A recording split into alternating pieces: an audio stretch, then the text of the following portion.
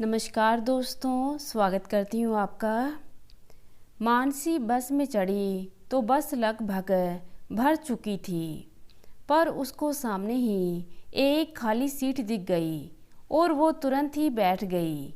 तभी उसने देखा कि उसकी साथ वाली सीट पर एक हिजड़ा बैठा था। मानसी को अब उस सीट पर बैठने में कुछ झिझक होने लगी। मानसी ने पास खड़े कंडक्टर से कहा, भाई साहब, क्या आप मुझे कोई और सीट दे सकते हैं? मैं इस सीट पर नहीं बैठना चाहती। कंडक्टर ने इनकार कर दिया क्योंकि कोई भी सीट खाली नहीं थी। आखिर मानसी भी अपनी सीट छोड़कर खड़ी हो गई और यात्रा करने लगी। उसकी सीट पर तुरंत ही कोई और बैठ गया। बस में वैसे तो स्त्रियों के लिए सीटें होती ही हैं, लेकिन उस दिन उस बस में कुछ ज़्यादा ही भीड़ थी। मानसी के पीछे कुछ आवारा तरह के लड़के खड़े थे। मानसी बहुत सुंदर थी। वो लड़के उस पर तरह तरह की टिप्पणियाँ करने लगे। हद तो तब हो गई जब मानसी राजीव चौक पर उतरने लगी। एक लड़के ने उसके सीने पर हाथ रख दिया और उसके शरीर पर पीछे से बहुत ही अभद्र ढंग से सट गया। मानसी से सहन नहीं हुआ और वो चिल्लाई, बदतमीज। कहने के साथ ही उसने उस लड़के के गाल पर एक थप्पड़ जड़ दिया। तभी अचानक उस लड़के के दोस्तों ने मानसी को घेर लिया, उसको हाथ लगाने लगे और बुरी बुरी गालियां देने लगे। एक ने कहा, क्यों मैडम, ज़्यादा मर्दानगी का शौक चढ़ गया है क्या? उस लड़के ने मानसी का हाथ थामने की कोशिश की।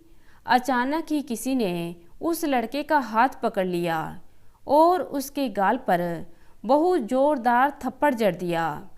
जब मानसी ने पीछे मुड़कर देखा तो वह हैरान रह गई, क्योंकि उसको बचाने वाला वो ही हिजड़ा था जिसके साथ वो बैठना नहीं चाहती थी। जिसके साथ वाली सीट पर बैठने में मानसी को झिझक हो रही थी। तभी बस में से किसी की आवाज़ आई, अरे ये थप्पड़ मारने वाला तो हिजड़ा है।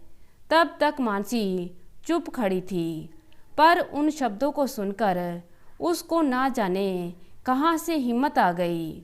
उसने हिजड़े का हाथ थाम लिया और चिल्लाकर कहा, हिजड़ा ये नहीं है, बल्कि तुम सब लोग हो। तुम सब लोग अब तक बैठे थे, ये तमाशा देख रहे थे। शायद अगर वो लड़के मुझे कुछ और देर तक परेशान करते तो तुम में से बहुत से लोग शायद वीडियो भी बनाने लग जाते। तुम लोग ही सही मायने में हिजड़े हो, क्योंकि कोई भी मुझे बचाने नहीं आया। सभी लोगों की नज़रें नीची हो गईं और सब ने ही मुंह फेर लिए। मानसी और वो हिजड़ा नीचे उतर गए और बस आगे बढ़ गई। तभी अचानक उस हिजड़े ने मानसी से कहा, अगर बुरा ना मानो तो मैं तुमको घर तक पहुंचा देता हूं। मानसी की आंखों से आंसू गिरने लगे। उसने आगे बढ़कर उस हिजड़े के दोनों हाथ पकड़ लिए और बोली, तुम बहुत अच्छे इंसान हो। तुम मेरे भाई और बड़ी बहन दोनों ही हो। तुम्हारा शुक्रिया।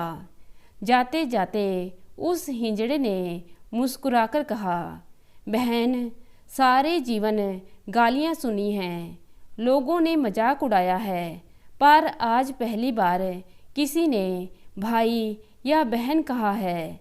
जीती रहो, खुश रहो। उस हिजड़े की आंखें भी नम हो गई थीं। वो धीरे धीरे मानसी से दूर जाने लगा और मानसी खड़ी खड़ी उसको दूर जाते देखती रही। तो दोस्तों, कैसी लगी आज की कहानी? उम्मीद करती हूँ कहानी को पसंद करेंगे। धन्यवाद।